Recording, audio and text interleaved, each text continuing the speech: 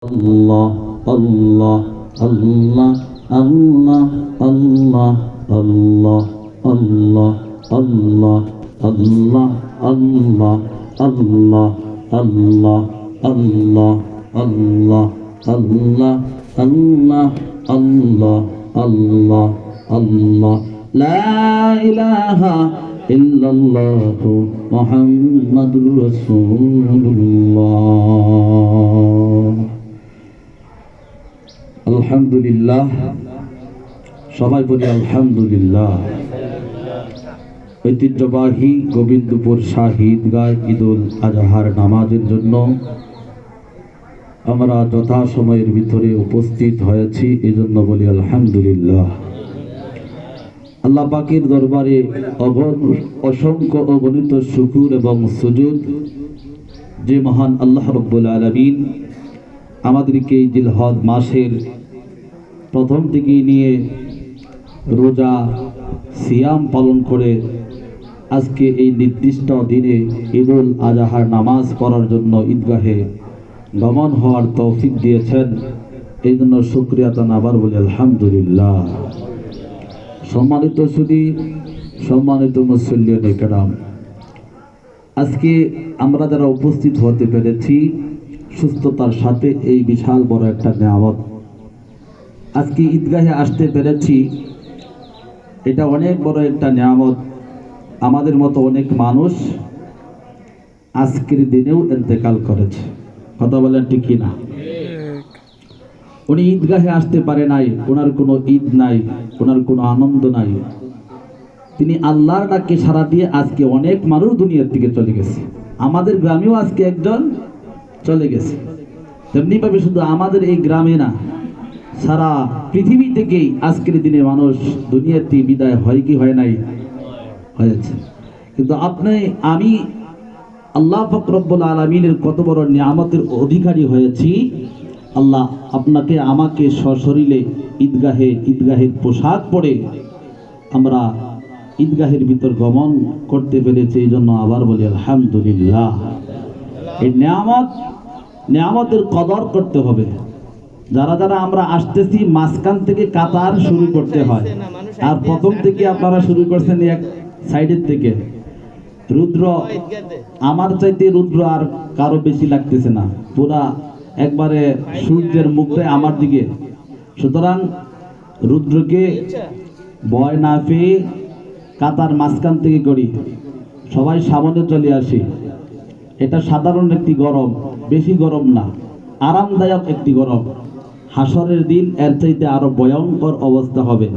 এর চাইতে মানে কি? এর চাইতে কোটি কোটি গুণ বেশি ভয়ঙ্কর অবস্থা হাসরের দিন হবে কি হবে না? হ্যাঁ, একটু অভ্যাস করেন না। সম্মানিত সুধী, কষ্ট করে যে ইবাদত করা হয় আল্লাহ রাব্বুল আলামিন এটার বিনিময় আল্লাহ ওই রকম দামি ভাবে বরকতপূর্ণ ভাবে দিয়ে দেয়, বলে সুবহানাল্লাহ। সম্মানিত হাজিরিন, সম্মানিত মুসল্লিনে কেরাম, এখন সময় আর 10 থেকে 12 মিনিট সময় আছে 8টা বাজার। এখন আপনাদের কাছে আমি একটা জানতে চাই যে রাইট টাইমে কি, যথা সময়ে কি জামাত হবে না দেরি হবে? হ্যাঁ, যথা সময়ে হবে না দেরি হবে? একটু হ্যাঁ, সবাই বলেন, একটু দেরি হবে না যথা সময়েই হবে? আপনারা যেমনে বলবেন এমনি, কারণ আমি যদি যথা সময়, আমাকে এর আগেই বলছে, ঠিক আছে? এখন যদি যথা সময়ে বলি, কিছু মানুষ বলবে আজকে একজন লোক মারা গেছে 5 মিনিট দেরি করে নাই। আবার তুই দেরি করি, অনেকে বলবে আগেই হুজুরকে বলে দিছি যথা সময়ে পড়ার জন্য, হুজুর দেরি করলো কে? এখন আপনারা বলেন আমি কোন দিকে যাবো, পশ্চিম দিকে যাবো না পূব দিকে যাবো? আপনারা সমাধান দেন, জাস্ট টাইমে হবে না 5 মিনিট দেরি হবে? হ্যাঁ, 5 মিনিট। কয় মিনিট? একমত সবাই? 5 মিনিট দেরি হবে। আপনাদের জবানবন্দি নিয়েছে এই জন্য, যাতে কোনো পরবর্তী কোনো ঝামেলা না হয়। 5 মিনিট, অনলি অন 5 মিনিট দেরি হবে, এর 1 সেকেন্ডও দেরি করবো না ইনশাআল্লাহ। সম্মানিত মুসল্লিনে কেরাম, আল্লাহ রাব্বুল আলামিন কুরআনুল কারীমের ভিতরে নিয়ামতের শুকরিয়া আদায় করতে বলছেন। আল্লাহ বলেন, লা ইন শাকারতুম লা আযীদান্নাকুম ওয়ালা ইন কাফারতুম ইন্না আযাবি লাশাদীদ। যে ব্যক্তি নিয়ামত পাওয়ার পর আমি আল্লাহর নিয়ামতের শুকরিয়া আদায় করে আমি আল্লাহ এই নিয়ামতটা বহুগুণ বাড়ায় দেই, বলেন সুবহানাল্লাহ। জোরে বলেন সুবহানাল্লাহ। আমরা সবাই এখানে জবান নিয়ে আসছি তো না জবান বাড়িতে রেখে আসছি? তাহলে হা হু একটু জোরে কয়েন, জোরে যদি না কন তাহলে বোঝা গেল যে আমার কথা আপনারা বুঝতেছেন না অথবা বিরক্ত হচ্ছেন। এই জন্য এই জবান এই কণ্ঠ দিয়েছেন কে? আল্লাহ। আল্লাহর নামে আল্লাহর পথে আমরা এই কণ্ঠকে ব্যবহার করব ইনশাআল্লাহ। তো বলতেছিলাম যে নিয়ামতের শুকরিয়া আদায় করতে আল্লাহ কে বলেছেন? আল্লাহ বলেছেন। নিয়ামতের শুকরিয়া আদায় যদি বান্দা না করে তাহলে আল্লাহ তাকে যে নিয়ামত দিয়েছেন, কণ্ঠ দিয়েছেন, চোখ দিয়েছেন, জবান দিয়েছেন, আস্তে করে এই নিয়ামত আল্লাহ সরায় নেবে কোথায় থেকে আপনারা বুঝবেন না। এই জন্য নিয়ামত পাওয়ার পর নিয়ামতের শুকরিয়া আদায় করতে হয়। আল্লাহ রাব্বুল আলামিন বলেন লা ইন শাকারতুম লা আযীদান্নাকুম ওয়া লা ইন কাফারতুম ইন্না আযাবি লাশাদীদ। আল্লাহ রাব্বুল আলামিন বলেন আমি আল্লাহ আমার বান্দাদেরকে যে নিয়ামত দিয়েছি, আমি আল্লাহ তাদেরকে যে নিয়ামতের অধিকার করেছি, অধিকার বানিয়েছি, বান্দারা যদি আমি আল্লাহর দেওয়া নিয়ামতের শুকরিয়া আদায় করে তাহলে আমি আল্লাহ রাব্বুল আলামিন ওই নিয়ামতকে বাড়ায় দেই, বলেন সুবহানাল্লাহ। জোরে বলেন সুবহানাল্লাহ। প্রকান্তরে এই নিয়ামত পাওয়ার পর আমার বান্দা যদি নিয়ামতকে উপভোগ করার পর যেই বান্দা এই নিয়ামতের সাথে না শুকরিয়া করবে, শুকরিয়া আদায় করবে না, আল্লাহ রাব্বুল আলামিন আয়াতের শেষ দিয়ে কি ধমকি দিয়েছেন, কি দাওয়াত দিয়েছেন? আল্লাহ রাব্বুল আলামিন বলেন ইন্না আযাবি লাশাদীদ। আমি আল্লাহ পাক রব্বুল আলামিন ওই বান্দার জন্য কঠিন কঠিন ভয়াবহ শাস্তির ব্যবস্থা করেছি, বলেন নাউযুবিল্লাহ। শাস্তির ব্যবস্থা করে রেখেছি। কেমন শাস্তি? আল্লাহ রাব্বুল আলামিন বলেন, আল্লাহ রাব্বুল আলামিন বলেন শাস্তি কেমন হবে? আবার এই শাস্তির জন্য আল্লাহ পাক রব্বুল আলামিন জাহান্নাম বানিয়েছেন। আপনারা সকলেই জানেন আল্লাহ জাহান্নামে শাস্তি দিবেন। আবার এই জাহান্নামের ভিতরে শাস্তির ভিতরে 8%, প্রথম পার্সেন্ট, এরকম ভাবে উন্নত মানের শাস্তি আছে, আবার নরমাল শাস্তি আছে।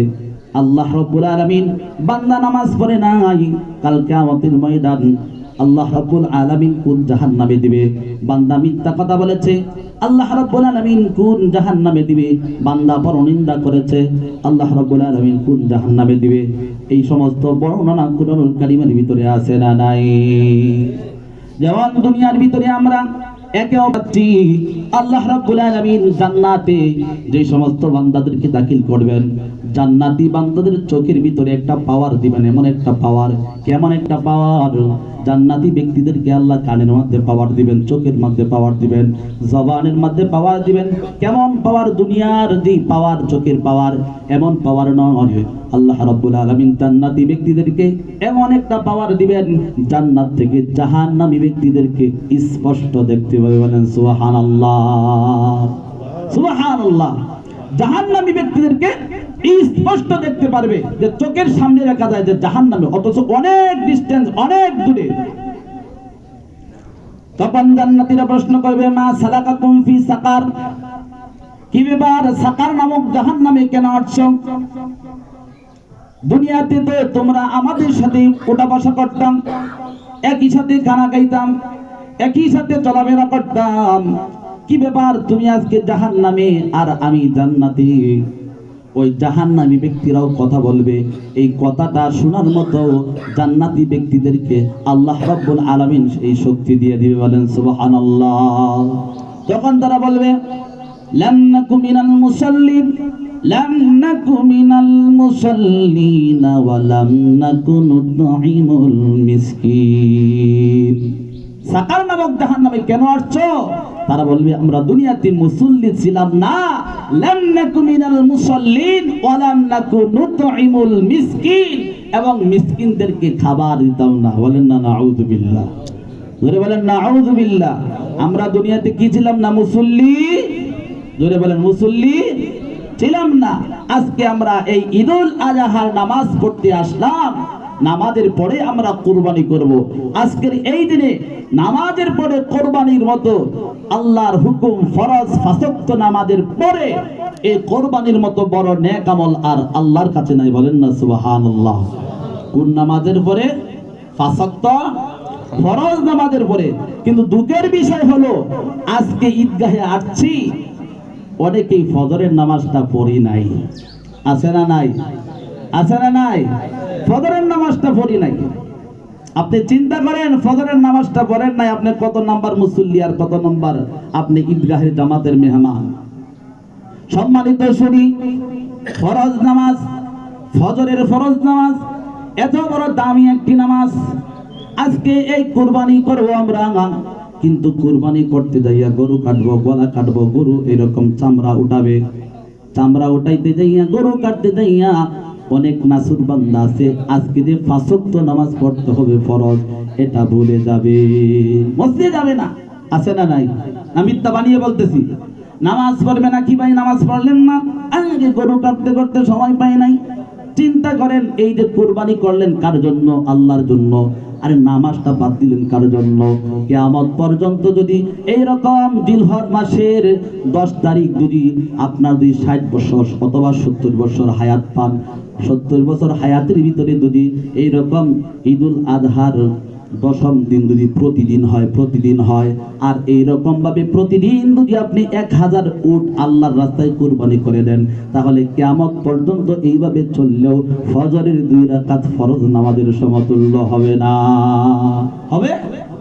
আপনারা বলেন হবে নাকি? আপনারা বলেন হবে কি হবে না? আপনারাই বলেন, আমার বলার দরকার নাই, হবে না। তাহলে চিন্তা করেন, গরু কিনতে যাইয়াও নামাজ পড়ে নাই, কুরবানি দেওয়া ওয়াজিব, আল্লাহর হুকুম ফরজে আইন, পাঁচ ওয়াক্ত নামাজ পড়া ফরজ, ফরজে আইন পড়তেই হবে, কোনো অজুহাত চলবে না। অজুহাত দেখাইয়া আল্লাহর সাথে পারা যাবে না। এই জন্য সম্মানিত শুনি, নামাজ যারা পড়বে না, মানুষকে দেখানোর জন্য যারা ইবাদত করবে, কুরবানি করবে, নামাজ পড়বে না, তার মানে হলো আল্লাহকে খুশির জন্য কুরবানি দিলে আল্লাহকে খুশির জন্যই তো বান্দা নামাজ পড়বে। কিন্তু নামাজ বাদ দিয়া দিয়ে বান্দা কুরবানি করে, তাহলে বোঝা গেল আসলে আল্লাহকে রাজি খুশি করার জন্য বান্দা কুরবানি করে নাই। কাকে খুশি করার জন্য কুরবানি করছে? মানুষকে দেখানোর জন্য, নফসের গোলামি করেছে। এই জন্য আল্লাহ রাব্বুল আলামিন কোরআনুল কারীমের ভিতরে বলছেন, ইন্না আ'তাইনাকাল কাউসার, নিশ্চয় আমি আপনাকে কাউসার দান করেছি, ফাসাল্লি লিরাব্বিকা ওয়ানহার, ফাসাল্লি নামাজ পড়েন, কি পড়েন? জোরে বলেন, কি পড়েন? নামাজ পড়েন, ওয়ানহার লিরাব্বিকা ওয়ানহার, এবং রবের নামে কুরবানি করেন। নামাজ পড়েন, তারপরে কি? রবের নামে কুরবানি করেন, রবের নামে কুরবানি করেন। সম্মানিত মুসলিম কেরাম, এই জন্য নামাজ অত্যন্ত দামি, কুরবানি দামি বটে, কিন্তু কুরবানি বাদ দিয়ে 8:10 করবে ভাই, নাইলে 15 করেন, 15 করেন, ওই তার বাস মিনিট পরে জামাত হবে ইনশাআল্লাহ। সবাই রাজি আছেন তো ইনশাআল্লাহ? না কোনো দ্বিমত আছে আপনাদের? 15 মিনিট পরে, যেহেতু একজন লোক মারা গেছে, তাকে দাফন করা এটাও আমাদের দায়িত্ব, কর্তব্য। সুতরাং ওই দৃষ্টিকোণ থেকে আমরা 15 মিনিট পরে বলবো ইনশাআল্লাহ। কারণ মরণ সবারই মরতে হবে, না মরতে হবে না? মরতে হবে নাকি আপনাদের? সবাই তো মারা যাবো নাকি? কোন মরণ থেকে বাঁচা যাবে না, মরণ থেকে যতই ফালাও মরণ তোমায় লইবে গিরি, যদিও সুদূর আকাশ পানে ফালাও সেটাই লাগিয়ে সিঁড়ি। সম্মানিত মুসলিম কেরাম, বলতেছিলাম এই নামাজের কথা। আমরা নামাজ পড়বো, নামাজ বড় দামি জিনিস, জামাতের সাথে নামাজ পড়বো। আমরা যত কিছুই করি না কেন, কুরবানি করি না কেন, যত কিছুই নেক আমল করি না কেন, আল্লাহর হুকুম ফরজে আইন 5 ওয়াক্ত নামাজ বড় দামি। মসজিদে গিয়ে পড়বো, জামাতের সাথে পড়বো। কারণ আল্লাহ নবীর এক সাহাবী, জামাতের কত দাম একটি উদাহরণ, হাদিস থেকে বলছি, ডাইরেক্ট হাদিস। আল্লাহর নবীর দরবারে একজন অন্ধ সাহাবী উপস্থিত হলেন আর বললেন, ইয়া রাসূলুল্লাহ, ইয়া হাবিবাল্লাহ, আমি অন্ধ সাহাবী, চোখে দেখি না, আমাকে একটা রুখসাত দেন, আমি যাতে ঘরে বসে নামাজ পড়তে পারি। আল্লাহ রাসূল তাকে বললেন, তুমি কি চোখে দেখো না? না, আমি চোখে দেখি না। তোমাকে অনুমতি দেওয়া হলো, তুমি ঘরে নামাজ পড়বা।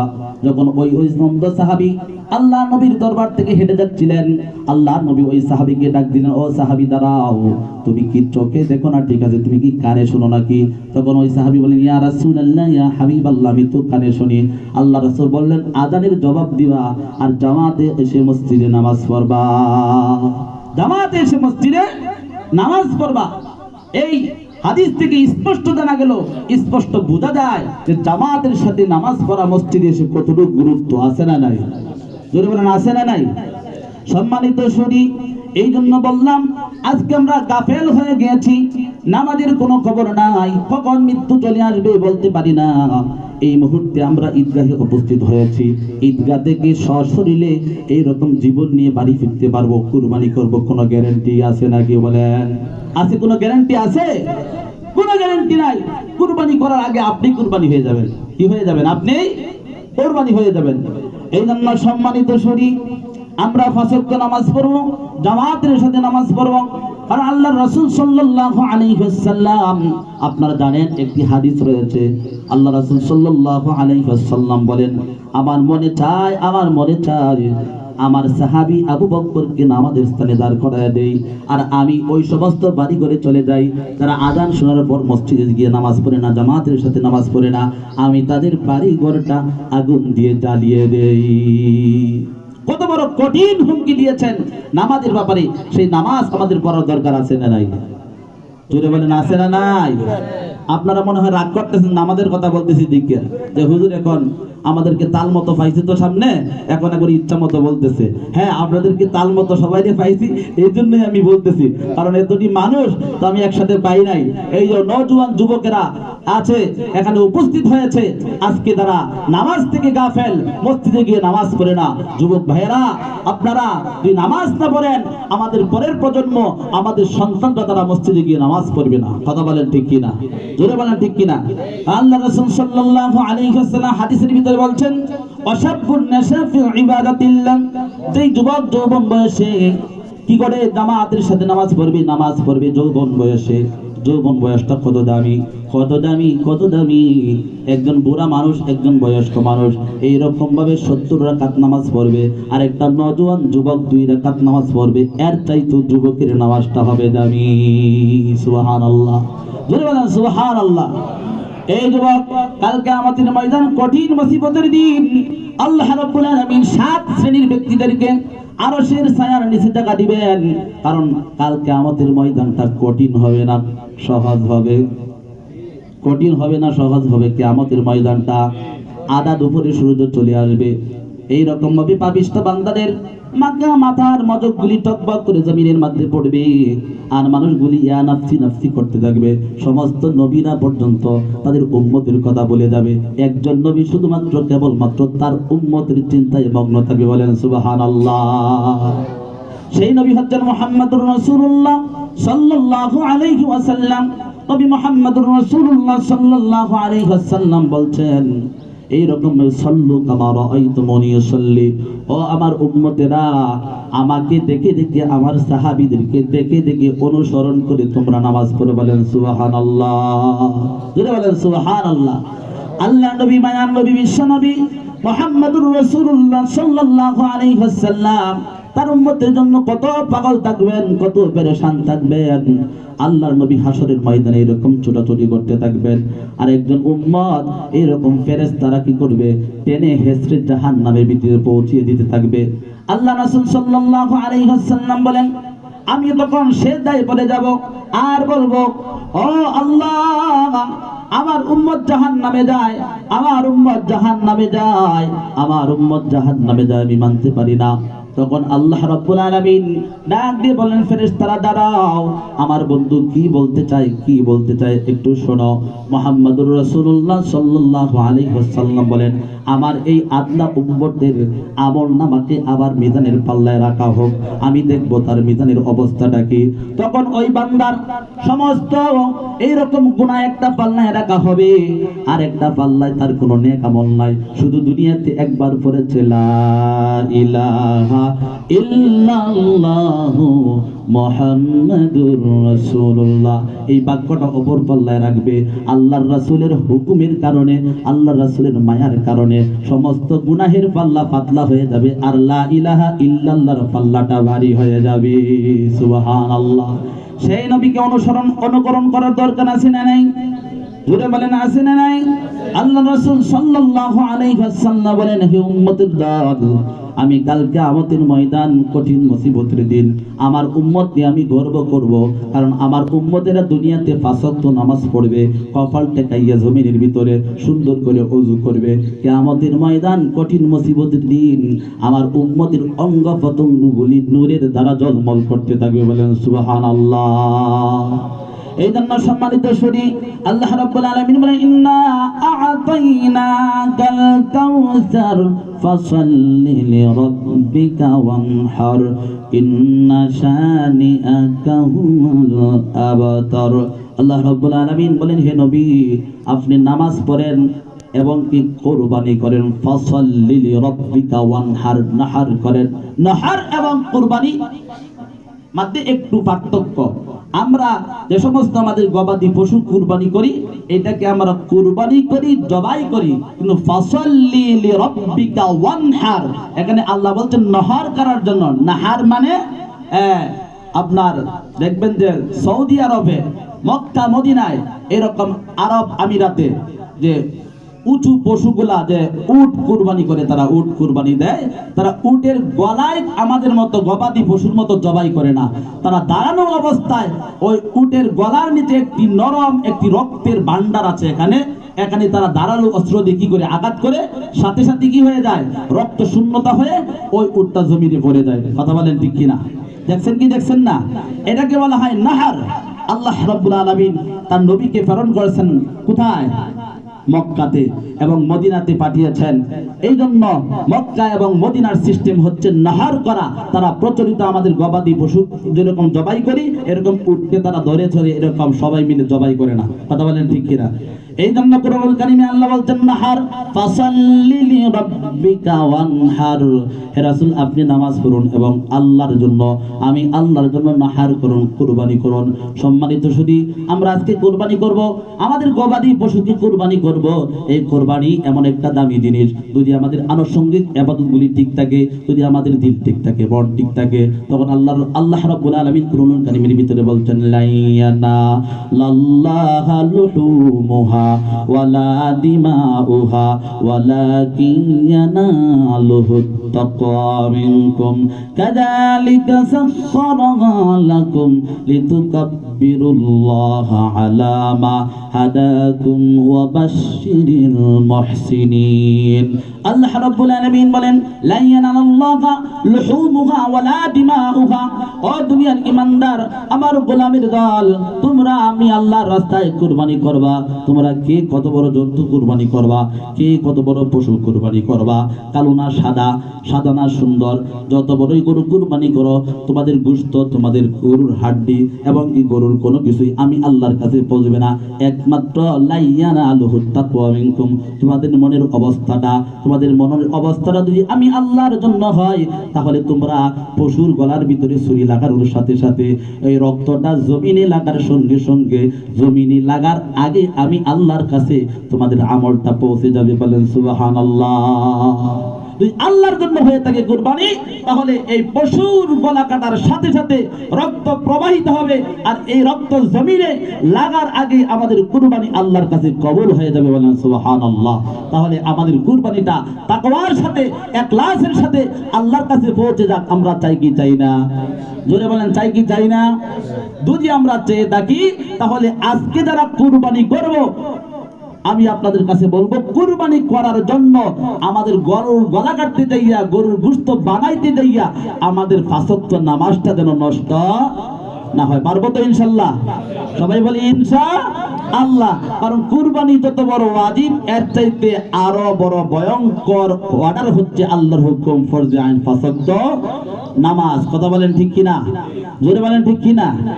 এই গরু আমরা কুরবানি করবো আজকে। কুরবানি করার কিছু সুন্নাত রয়েছে। কুরবানি হযরত ইব্রাহিম আলাইহিস সালাতু ওয়াস সালাম তার কলিজার টুকরা সন্তান ইসমাঈলকে কুরবানি করেছেন, আরেকজনের হাত দিয়ে কুরবানি করে নাই। আল্লাহ তাকে নিজে পরীক্ষা করেছেন, তাকে নিজকে পরীক্ষা করেছেন, বাবা তার সন্তানের গলায় ছুরি চালাবে, এই পরীক্ষা করেছেন। সুতরাং আমরা যারা কুরবানি করব, সাহস যদি তাকে, অন্তরে ইখলাস তাকে, নিজের পশু নিজে জবাই করা সবচেয়ে উত্তম। পারবো কি পারবো না? যত সময় আমরা তো আছি, আমরা আজকে এই কাম করবো না আমাদের পরে, কিন্তু আপনারা যারা পারেন, বুকের ভিতরে এই সাহস আছে, দোয়া জানেন, বিসমিল্লাহি আল্লাহু আকবার। ঠিক আছে, অনেকে বিসমিল্লাহি আল্লাহু আকবার কইলা, কি কয়? বিসমিল্লাহি আল্লাহু আকবার। বর কোন শব্দ আছে নি? বর তোর কোনো নাই। আল্লাহু আকবার, বিসমিল্লাহি আল্লাহু আকবার, এটা বললেও হবে। আরেকটা দোয়া হচ্ছে মুস্তাহাব, আরেকটা দোয়া আছে, ইন্নী ওয়াজ্জাহতু ওয়াজহিয়া লিল্লাযী ফাতারাস সামাওয়াতি ওয়াল আরদা আলা মিল্লাতি ইব্রাহিম হানিফা ওয়া মা আনা মিনাল মুশরিকিন ইন্না সলাতি ওয়া নুসুকি ওয়া মাহইয়ায়া ওয়া মামাতি লিল্লাহি রাব্বিল আলামিন লা শারীকা লাহু উমিরতু বিযালিকা ওয়ানা আউয়ালুল মুসলিমিন বিসমিল্লাহি আল্লাহুম্মা মিনকা ওয়ালাক বিসমিল্লাহি আল্লাহু আকবার।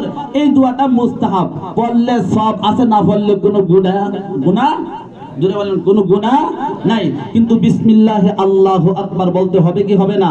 অবশ্যই সহি শুদ্ধভাবে বলতে হবে। যারা পারবো, অন্তরের ভিতরে এই ইয়াকিন, বিশ্বাস, তাকওয়া আছে, আমরা নিজের পশু নিজে কুরবানি করব, সবচাইতে উত্তম না অনুত্তম? নিজের পশু নিজে জবাই করা উত্তম না? উত্তম। আর যদি না পারেন, তাহলে তো আমরা তো আছি, ইনশাআল্লাহ জবাই করব। জবাইয়ের সুন্নাহ হচ্ছে ইম্পর্টেন্ট কথাগুলি, এগুলি আমাদের শোনা না, শুধু শোনা এবং আমল করার দরকার আছে না নাই? পশু জবাই করব কিবলামুখী করে, পশুর গলার ভিতরে 4টা জিনিস কাটতে হবে। কয়টা জিনিস? জোরে বলেন, কয়টা জিনিস? 4টা জিনিস কাটতে হবে, না হয় আপনার কুরবানি হবে না।